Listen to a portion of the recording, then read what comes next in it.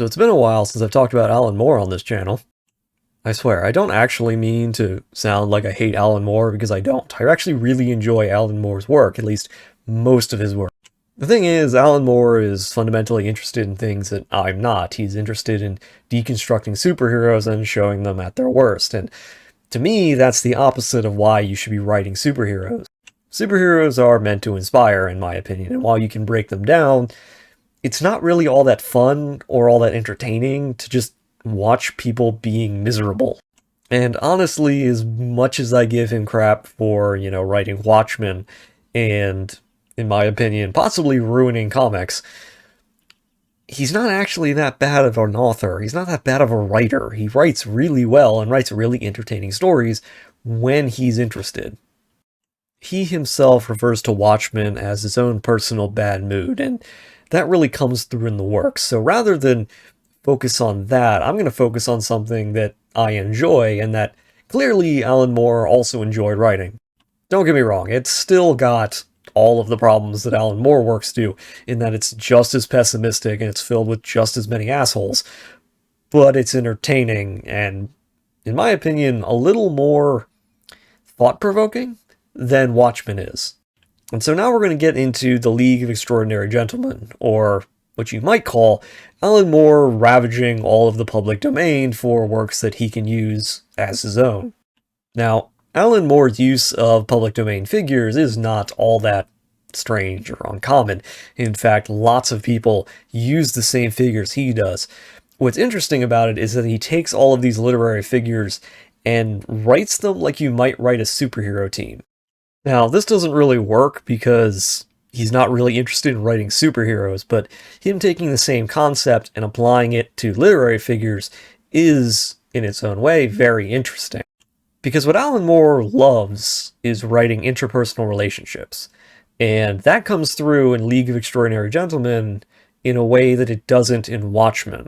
Because in Watchmen, he's focused on talking in allegory, he's focused on talking in metaphors, he's focused on making a statement about his own bad mood, and that comes through. But in League of Extraordinary Gentlemen, he's really only interested in telling an interesting story, which is why the work itself is so interesting. Because Alan Moore's way of writing superheroes, this sort of deconstructionist view of the very concept of a superhero, works very well with pulp fiction, and taking all of these figures and writing them the same way you would write pulp works out very well.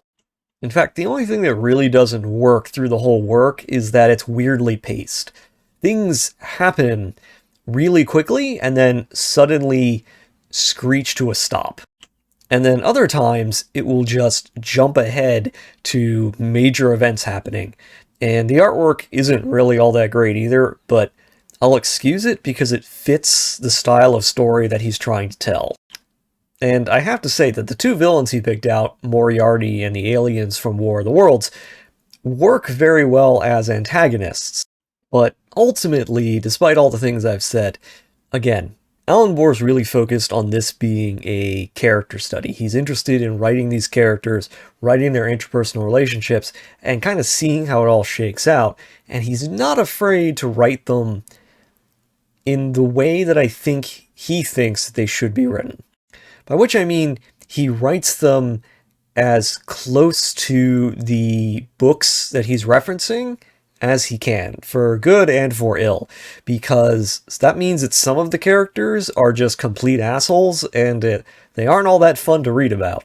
Like, Captain Nemo from 40,000 Leagues Under the Sea is just a jerk all the time, and so he's really not all that interesting. In fact, every time he comes on panel, it always feels like he brings the mood down, and that's odd when you have the Invisible Man, Skinner, and Mr. Hyde, both of whom are grade A assholes who, without a doubt, are constantly causing problems.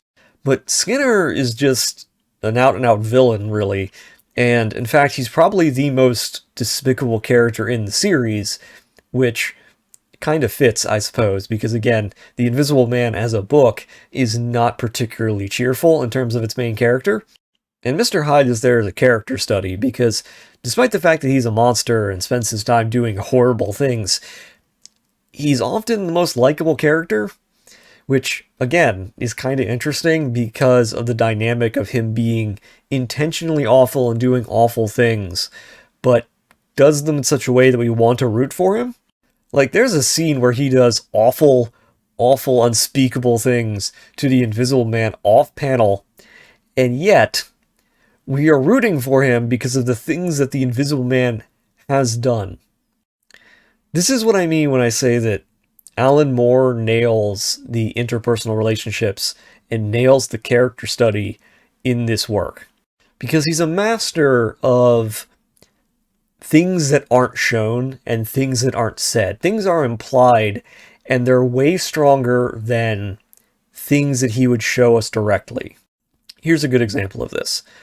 The Bride of Dracula is in the work. Now, unlike the movie, she's powerless, and so she's just surviving. Mia Harkis is, again, just surviving the bite, and so she's always wearing a scarf around her neck. And there's a real poignant scene where she comes across Mr. Hyde, and Mr. Hyde looks at her and realizes that she's experienced someone who is more evil than he is. And so he's looking at her and saying that he could hurt her, he could kill her and rape her and do all kinds of horrible, terrible things to her, and yet it still wouldn't be worse than whatever she's encountered. And that if he did those things to her, he would have to then off himself because of how bad he would feel.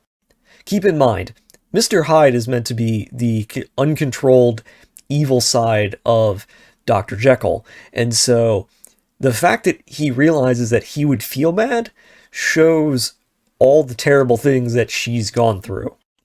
And Moore does all of this without ever showing us Dracula. Dracula never appears in the work. He's always spoken of in hushed whispers by Mina Harkis.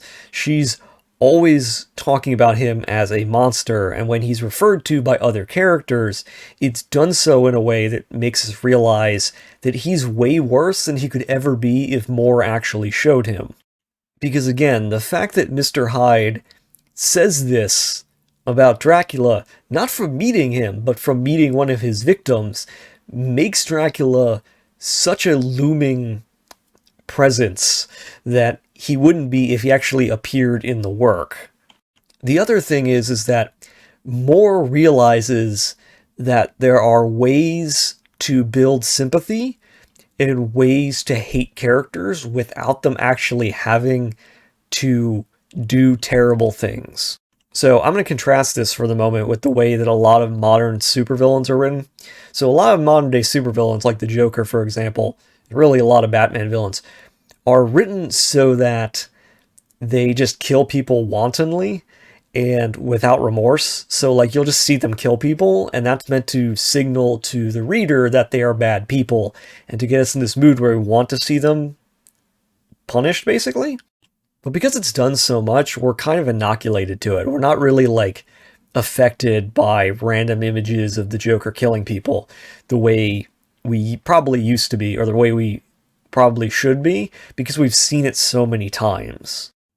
And so that's what makes the character of the Invisible Man so interesting, because Moore makes us hate him without ever showing him do anything that's like open and graphic, is I guess the way to put it.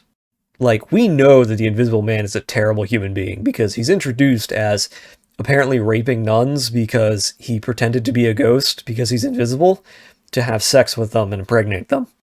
So he's automatically a terrible person when we meet him. In fact, even when he does things that are good, he often does them in ways that make us hate him. So for example, one time he just shows up in a policeman's uniform, having murdered the policeman because he didn't have any clothes, which automatically gets everybody else pissed at him, because Skinner spends all of his time getting everybody mad at him. But what's interesting is, even when he's doing things that are really awful, like when he turns traitor and starts helping the aliens from War of the Worlds take over the Earth because he thinks it will get him basically more power, that's not the worst thing he does. Like, despite the fact that he's helping them, despite the fact that he goes out of his way to be an enemy of humanity and basically be a terrible person at every opportunity, it's still not the worst thing he does. In fact, the worst thing he does isn't commit violence, and that's what's amazing about it. Because he hurts a character that we, the audience, care about, and he hurts a character in a way that is low even for him. What he ends up doing is he finds Mina alone and basically threatens to force himself on her, but rather than do that, brings back memories of when she was abused by Dracula. And he basically makes her say that she's silly and helpless and powerless, basically just gloating about how she can't fight back against him or won't fight back against him, and then leaves. And the thing is about that is that the act of harming her is what ultimately turns us against him, but also turns us onto the side of the person who kills him. Because one thing that's interesting is that it's a great work in setting things up. So, for example, it's been set up that Mina is extremely chaste and doesn't like touching anyone because of the things that she's had to deal with Dracula. At the same time, it's been set up that the only person who can see the Invisible Man is Mr. Hyde, because he's more of an animal and he has infrared vision. So he can see Skinner even when Skinner is invisible. And so as a result, Mr. Hyde tracks the Invisible Man down, and rather than just beat him up, rather than just hurt him, what he does is systematically victimize Skinner in the same way that he victimizes other people. Mr. Hyde goes out of his way to make sure that Skinner knows that he's powerless and that he's a victim. And so we don't actually see what Mr. Hyde does, but that's what makes it powerful. Because it's left to our own imagination whatever Mr. Hyde did to the Invisible Man. All we know is that Nemo sees it, and Nemo was so angry about it that he shows up to get super pissed and threaten to murder Mr. Hyde. Except we're on the side of Mr. Hyde, because by hurting the one character we as the audience basically buy into, it goes out of its way to make us sympathetic to whatever the hell Mr. Hyde ended up doing. And I guess that kind of makes us monsters. It's revealed what he did as he's eating dinner like a completely civilized human being, but he does it in the same conversation that he's talking about the nature of evil and how Dr. Jekyll used to be the stronger side and Mr. Hyde was small and weak, but as Mr. Hyde continued to do things, as Jekyll continued to indulge, Hyde became much stronger, and so there's a dynamic that they're exploring there about the nature of evil that's really interesting. And he's doing this at the same time that we know that he's done unspeakable things to the Invisible Man, and that we're on his side for doing it. Now, I am going to touch on two things. The first thing is that there's this weird part, which I feel is kind of racist, where they deal with the Chinese triads in London that are under the control of Moriarty, and they're all drawn in like a super hyper-stylized way that feels kind of racist. So I don't think that's aged well. I mean, I get what they're going for at the time period, but it still doesn't feel like it's aged well. And the second thing is that I'm not a huge fan of the addition of the Island of Dr. Moreau. So one thing that I really hate is the amount of people who do either adaptations of or references to or alternate versions of the Island of Dr. Moreau, because it never works. In fact, every time they do it, something is always wrong, because either they change something or they alter the context so it no longer works as a story. Here's the thing. The Island of Dr. Moreau is all about what it means to be human. And it's about what defines a human being. Is it laws? Is it what we look like? Is it wearing clothing? It's very much like Gulliver's Travels in the sense of the questions it's asking about what it means to be civilized, what it means to be human. And so when it's changed and reduced and turned kind of like into a cult-like thing and talks about like the nature of like obedience and power structures, it doesn't really work because it's asking different questions that don't match up the original source material. Don't get me wrong, there are questions about power structures and dynamics in the original source material, but they're not the main thrust of the work, and that's also why it doesn't work when it's adapted, because it almost always boils down to people focusing on the fact that there are predators, that the predators have a harder time being civilized than the herbivores, and the fact that they're all kind of freaky creatures, and everything just kind of gets jumbled and lost. And so I don't really like the addition of it. I also don't like the fact that the island of Dr. Moreau in League of Extraordinary Gentlemen is basically a deus ex machina for them to unleash the cholera epidemic to kill the War of the Worlds aliens. I will say one thing that works is that it works as a good backdrop for Mina Harkis to deal with her own feelings of, like, I don't want to say chastity, but her own fear of being close to other human beings.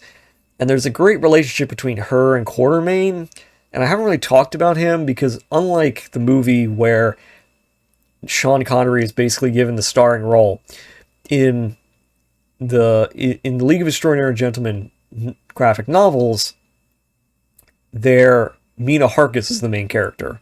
And so her relationship with him is about two people who don't really fit in society coming together, and it works. Because Quartermain's whole thing is that he's been on the fringes of society for so long that he no longer relates to other human beings. He's a creature of an age that no longer exists. He's the sort of British explorer who goes out into the world and sees rare things and finds things, and it doesn't work when, like, he can't deal with modern society. He can't deal with people who don't understand the things that he's seen. And so Mina and him bond over their mutual alienation from society and from other human beings. And so that works. It's the only thing that works when they incorporate the island of Dr. Moreau, which you would think is trying to say something by the fact that it's being, like, referenced by the fact that they go there. And it's not. Like I said, it's just a deus ex machina for Dr. Moreau to produce the cholera epidemic that kills the War of the Worlds aliens. So yeah, it just doesn't really work. And I want to say that another problem with the work is probably that the thing kind of ends on a down note. Like, basically, the War of the Worlds is ended, like the war itself ends, humanity wins. Nemo's pissed off again, because Nemo's always pissed off, because he's mad that they used a chemical weapon, and he disappears off the face of the earth, never to be seen again, basically. Hyde dies, Skinner's dead, everyone just kind of, like, Quartermain dies, like, everyone basically, like, ends. It's just kind of a downer ending, really. And yet the fact that it's a downer ending doesn't really bother me, because it kind of fits the literature vibe that Alan Moore is going for. Alan Moore is going specifically for a vibe that's trying to fit the same sort of tone that literature at the time did. I will say one thing that I'm disappointed in is that he doesn't spend a whole lot of time on the idea that there are other leagues that have come before the one that we see. He spends a little bit of time there, and he references other works of the time, but he really doesn't go into too much detail about the other leagues that have come before and their stories, because some of the ones that he references feel like they would be more interesting than the stories that we actually get. Part of that's just because, again, the things that you don't have always seem more interesting than the things that you do have, just because your imagination always makes things better. But I was genuinely curious about some of the older ones because the characters that he references I had never heard of before, and so I had to go and look them up, and I was very interested to hear about them, like to read about them, and learn that there are other stories that came before the literary characters that are referenced. So, all in all, I think that League of Extraordinary Gentlemen is one of Alan Moore's better works. In fact, it might be one of his best. It's the one that I remember the most. As much as I hate Watchmen, I barely remember a lot of the emotional moments in Watchmen. The way that I don't have a problem with League of Extraordinary Gentlemen. I specifically remember lots of specific moments that I use as references of, this is how you do this right when it comes to League of Extraordinary Gentlemen. The movie's okay. It changes everything, essentially, and turns Skinner into a good guy. Which, okay. I do want to say that the movie's not a good adaptation. If you're just looking for, I need you to adapt this. And I don't know if it's sexist. It's probably sexist that they didn't use Mina Harkis, because her story fits for a drama, and they're clearly trying to make like an action movie with the movie.